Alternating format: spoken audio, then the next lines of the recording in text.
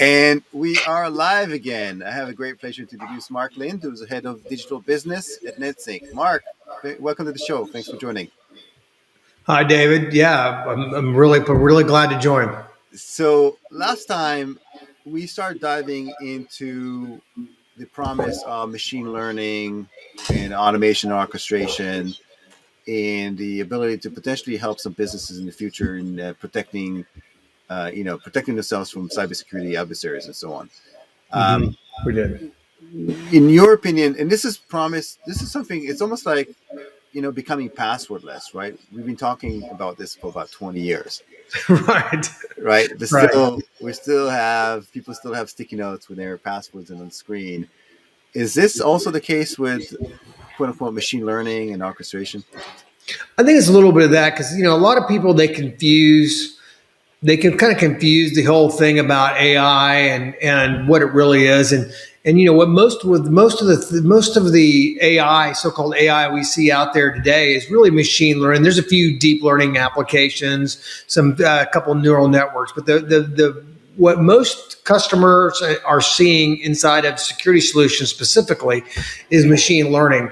And one of the interesting things is there's a lot of different ways they're doing it. There's a patent out there now for a group called mixed mode that doesn't require all the history. So one of the things about machine learning is you have to train it.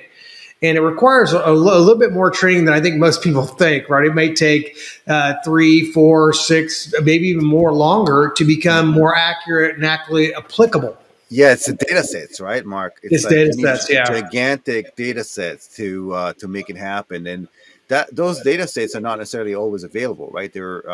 Somebody has to suck those into the system in such a way that the machine, the algorithms can train on it, right? Yeah, well, interestingly enough, yes.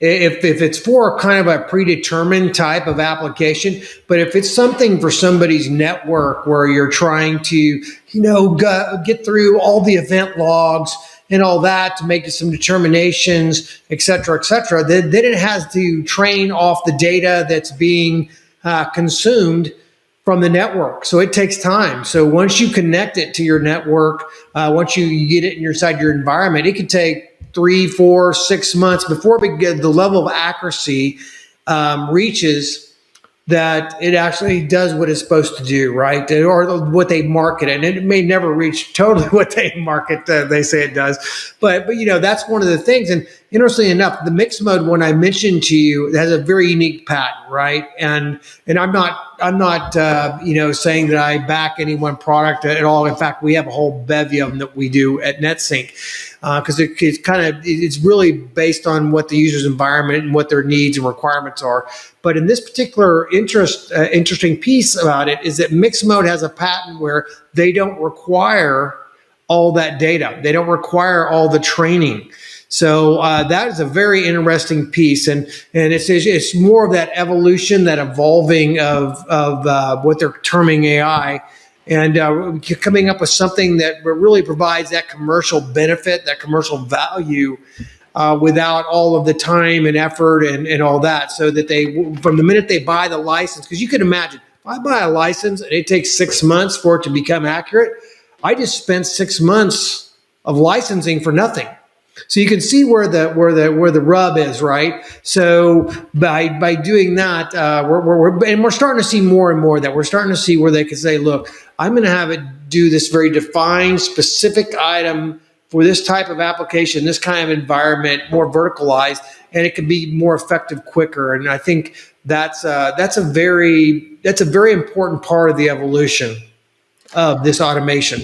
So, isn't it real AI requires almost like for the machine to be self-aware? Sentient. Like yeah, it has to be sentient. Yeah, it has to be self-aware.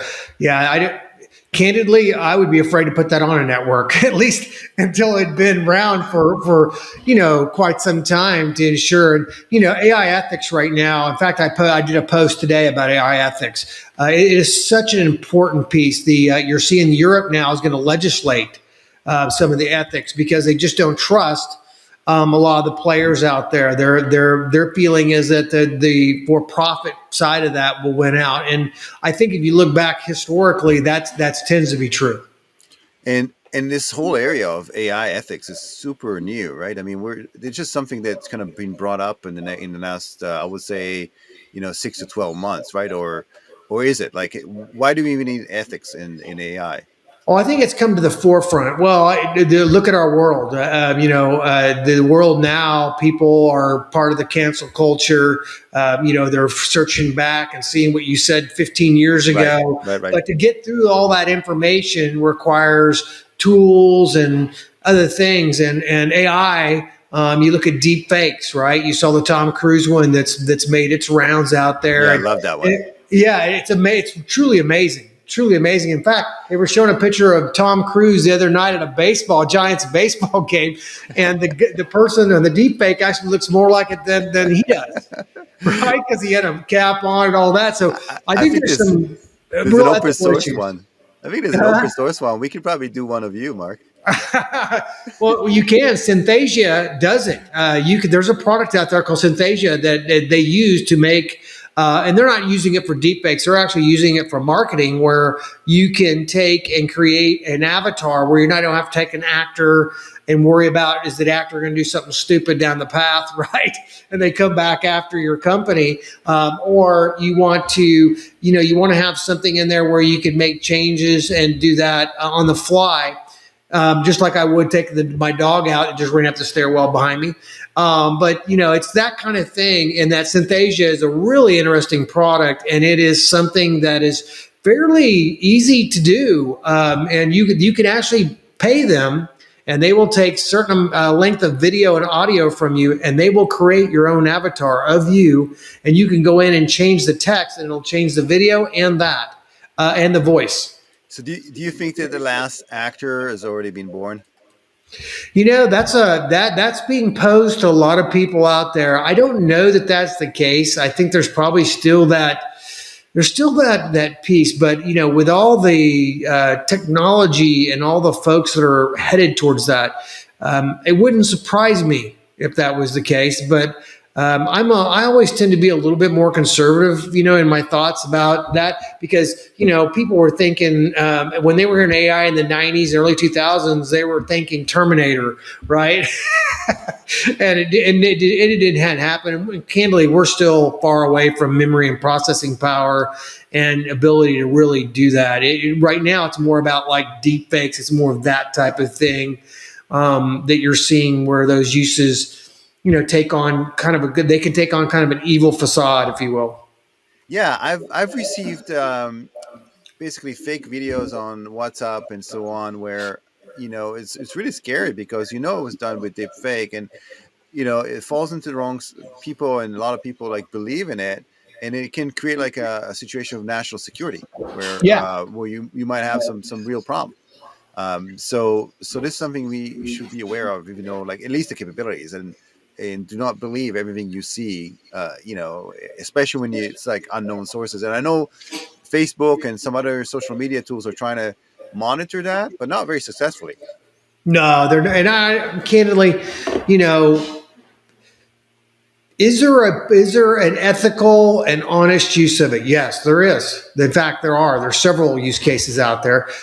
So who made Facebook? In fact, I think this is really a sign of our times right now. Facebook's under fire, as we've seen from lots of regulatory agencies in different parts of the world, because people want to know, well, who made them the decision maker, right? Who made them judge and jury? I tend to agree with that, in general, not just against Facebook, but in general.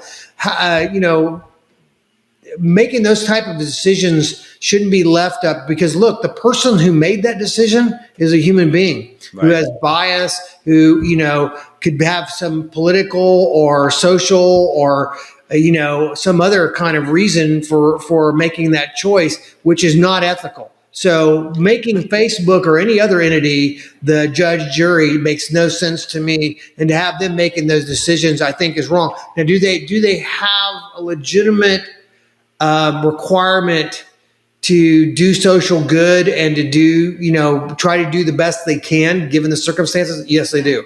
In fact, we do too, you and I and everybody else. So I think that's where that comes in. But assigning judge and jury to somebody where it's not fully transparent is candidly, And it's one of the biggest problems out there in technology.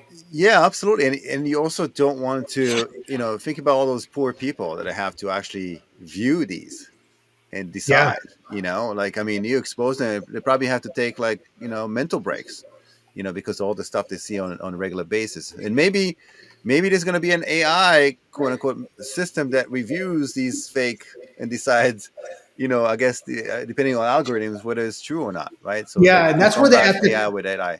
yeah, that's where the ethics in AI comes in. There's got to be clear, transparent, very, very, very clear. I want to really emphasize clear, very clear rules of engagement for how that would work, right? So that there is an ethical review process so that people understand what was the intent and all that. Because as we've seen in the world we live in now, everything can be spun around and the intent can become blurry or transposed to be something opposite of what it really was.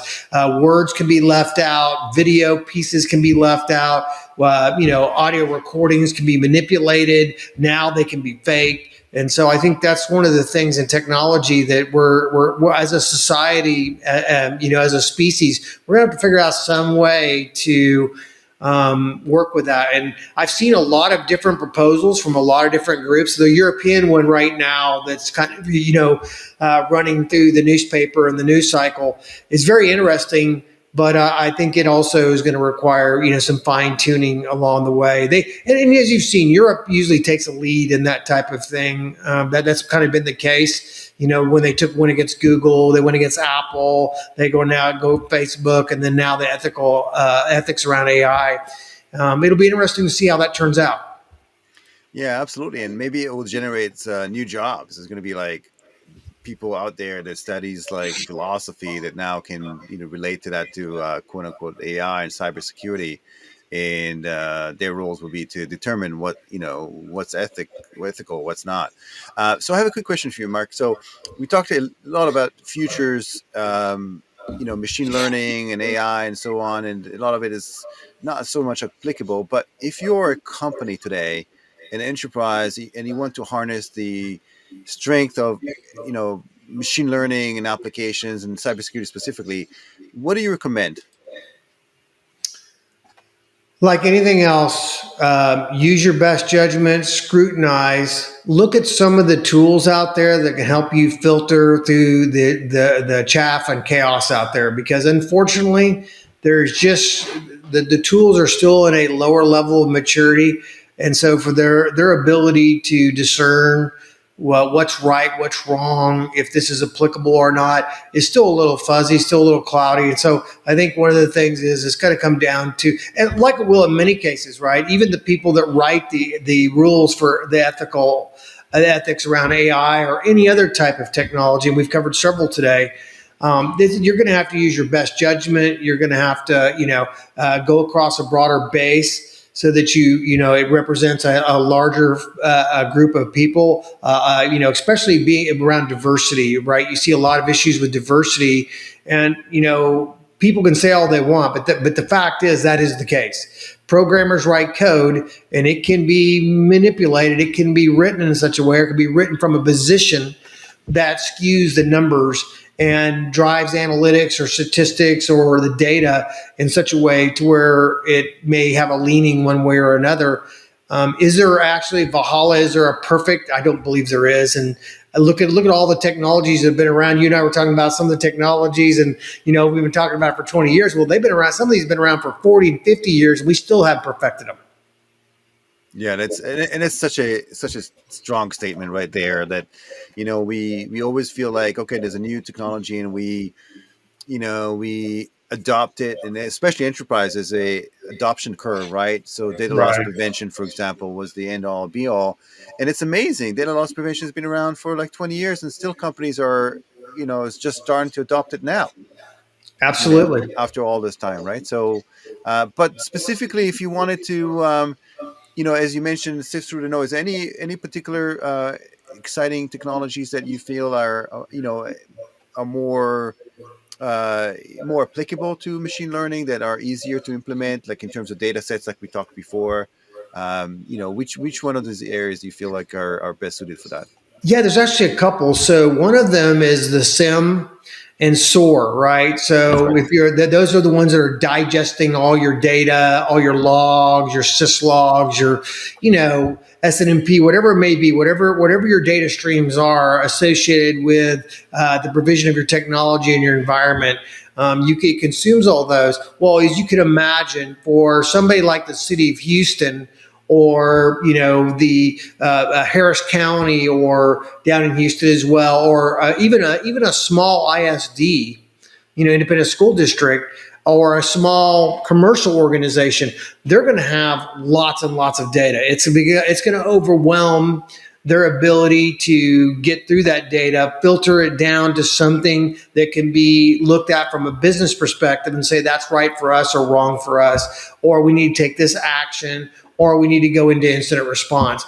And so that's where machine learning, once it's properly trained, is really good at maximizing your resources in a way that makes sense. And so when I hear it day in, day out, I'm with customers every day during the business week, and I hear it over and over and over. How can I do more with less? And you think about technology, that's been the case for a long time, but specifically in security and with machine learning, that has become a big piece of that, and it's a very important element of it. Then you look into threat intelligence. One of the things you have to do when you start this process around what is going to be my security posture, what risk are we going to assume, what risk are we going to work and protect ourselves against. Truly understanding what those risks are is determined by the threats.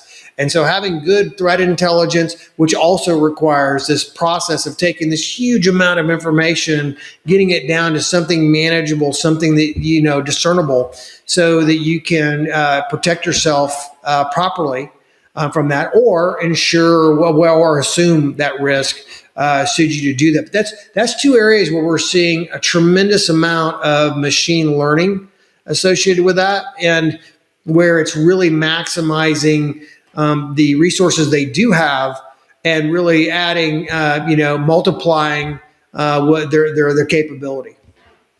Yeah, absolutely. I think it's a sound advice. I think that those two areas definitely, as you mentioned, the ability to sift through the noise. That's where I think machine learning specifically Yeah. shines. Fantastic, Well, Mark. So go ahead. oh no, I was going to mention that's that needle in the haystack. It's the one that you didn't plan for. It's the one you didn't see. It's the one you didn't find. It's the one your software, your technology didn't get to. That's the one that got you. That's the one your leaders remember you for. That's the one your community remembers you for. And if you're so inclined in a bad way, that's what the press will publish about you. And so, being thoughtful and diligent in that process, and trying to do what's right for your piece, definitely requires effort, being thoughtful and ethical. Yeah. The good news about the slowness of adoption of real AI or machine learning is that it's not going to get rid of people anytime soon. Even Right. even implementing machine learning in an organization or some sort of AI to, for example, find out the needle in a haystack, as you mentioned, for SimAlert, will still require that analyst or top analyst to review the data and information to make sure that this is an actual, use case that somebody has to review. But Did you to that point though? Before you leave that, did you see that quote, or that piece of data that came out? I actually published it on Twitter today. 69% of all college graduates believe that AI will replace their job, or either minimize their ability to get a job.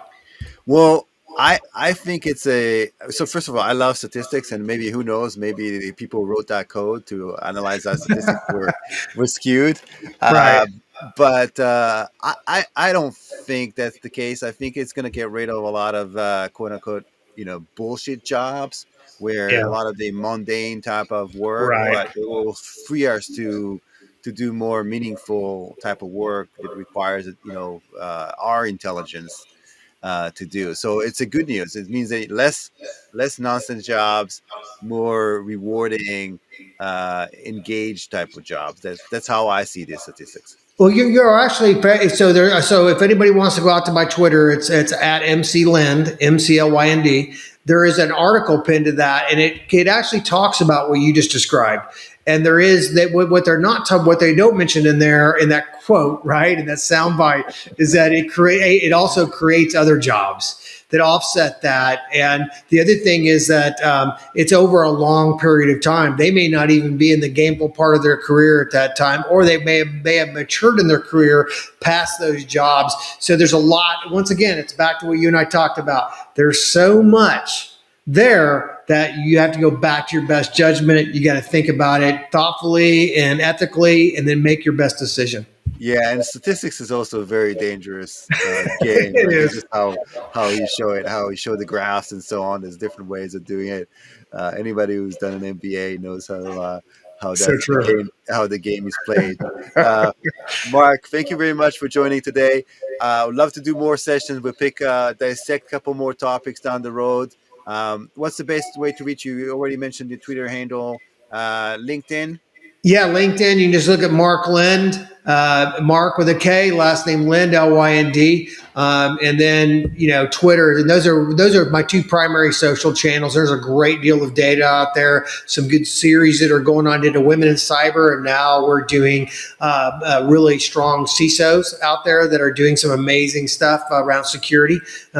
Quotes, some good information. I know you're going to do one for me as well, right? Yes, I will. Perfect. Mark, thank you very much for joining. Much appreciated. And we'll do more of these soon. And I highly recommend following Mark as soon as you can. Just go down and look him up. It's someone you should follow if you don't do that already. Thank you very much. Thanks, David. Have a great day.